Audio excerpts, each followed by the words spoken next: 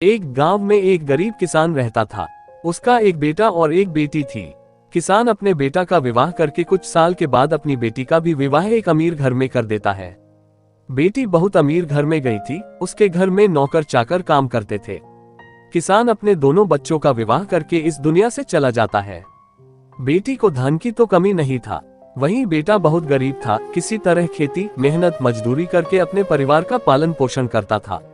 उसकी पत्नी भगवान भोलेनाथ शिव की बहुत बड़ी भक्त थी।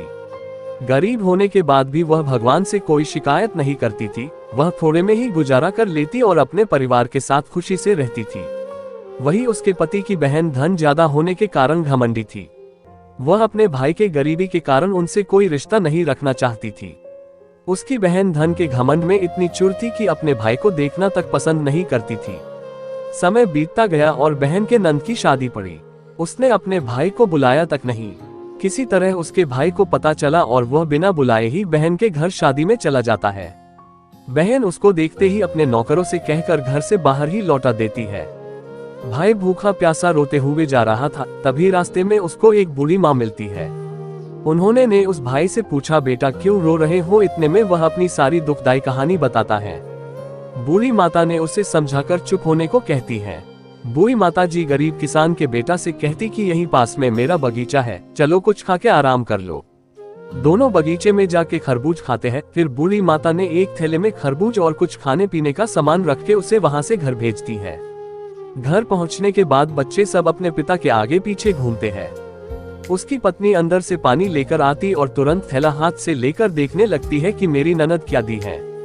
बेचारा भाई वहां से चला जाता है। उसकी पत्नी जैसे ही उस खरबूज को काटती खाने के लिए उसमें बीज के जगह हीरे मोती चमक रहे होते हैं। वह बहुत खुश होती है देखकर। फिर अपने पति के पास जाकर कहती कि दीदी को हमारी गरीबी देखा नहीं गया है, इसीलिए इतने सारे धन दी हैं। बेचारा किसान भाई सोच में पड़ जाता है और किसी से कुछ कहता नहीं है। अब बेचारा भाई भी बहुत धनी और पैसे वाला हो गया। भाई के अमीर होने की खबर धन के घमंड में चूर रहने वाली बहन को पता चला और वह बिन बुलाए अपने मायके यानी भाई के घर आती है। ये देखकर भाई मन में सोचता है कि जब मेरे पास धन नहीं था तो बहन मुझे देखना तक नहीं चाहती थी। फिर भी वह और उसकी पत्नी ने उसका आदर सत्कार करते हैं। कुछ दिन के बाद बहन को ससुराल से बुलावा आया। उसके भाई और भाभी अच्छे कपड़े मिठाई कुछ उपहार देकर विदा किया। इतना सब देखकर उसकी बहन के आंखों में आंसू आ जाते हैं। उसको समझ में आ जाता है कि धन ही सब कुछ नहीं है, अच्छा स्वभाव और दिल का बड़ा भी होना चाहिए।